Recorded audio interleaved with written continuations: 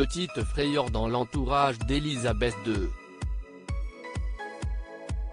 Mercredi 17 février, plusieurs médias britanniques ont annoncé l'hospitalisation la veille du prince Philippe, à l'hôpital King Edward VII de Londres.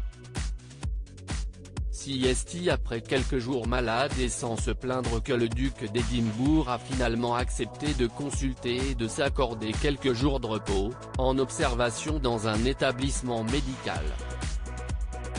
Pour faire taire rapidement les rumeurs, le palais de Buckingham a précisé que l'état de santé du mari de la reine n'était en aucun cas lié au Covid-19, lui qui a reçu sa première dose de vaccin en janvier dernier.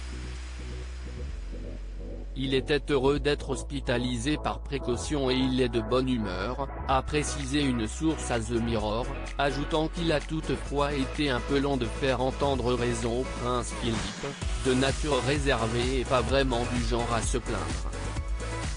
Il voulait que le minimum d'agitation soit fait autour de lui, surtout parce que les médecins et les infirmières travaillent tous si dur pendant la pandémie, a précisé une source.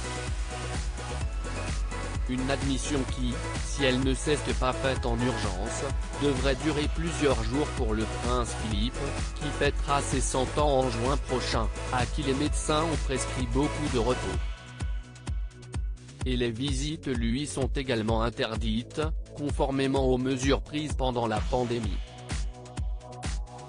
Une hospitalisation en décembre dernier confiné au château de Windsor avec Elisabeth II, le prince Philippe est désormais bien discret dans la vie publique de la famille royale, lui qui s'est retiré de ses fonctions en 2017.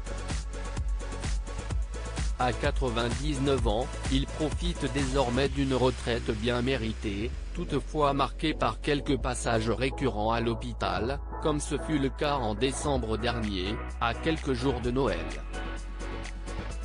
Le dernier en date n'avait toutefois pas inquiété Elisabeth II, puisqu'il s'agissait d'une procédure habituelle qui visait à traiter une affection préexistante.